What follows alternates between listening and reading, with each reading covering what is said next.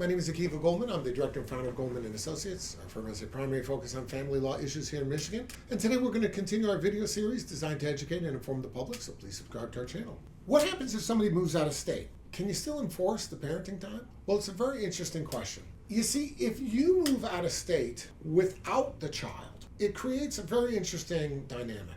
If you're going to move out of, let's say you have parenting time, alternating weekends, alternating holidays, Wednesday night, overnight, during the week. Let's say you have a schedule like that, and you decide to pick up and take a job, in Illinois. Now you're out of state. What happens to the parenting time? Well, if nobody says anything, the parenting time continues. You can still come back. You have your weekends. You have your time. And if you can make that work, that's fine. But if you move to Texas and the parenting time orders in Michigan, you're not going to be running back and forth for that. So what happens with that? Well, what happens with that is the existing order is going to stay in place until somebody makes a motion to modify it and asks the court to change it in light of the change in circumstances. I took a job. I'm out of state now. And so instead of alternating weekends, I want it, once a month, but I want 5 days instead of, 2.5, or I want all the summer since I can't do that. You'll have to argue before the court what it is that you want. And the court will take it into account, several things. It'll take into account the change of circumstances, the fact that it was within your control, the fact that you chose to move away from your kids. I mean, all of this is going to come out. And the court's likely to say, look,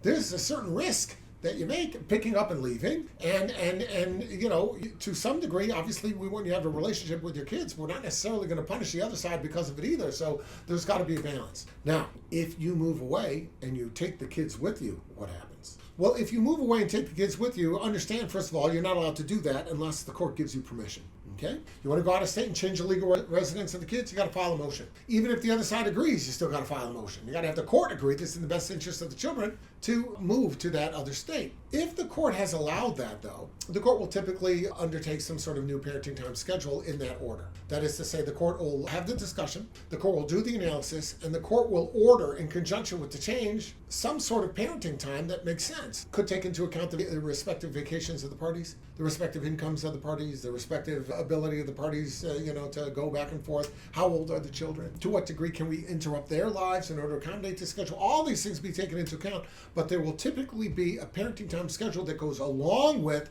the court granting a motion to change the legal residence of the children. If you have any questions about that, reach out. We'll be glad to help you out.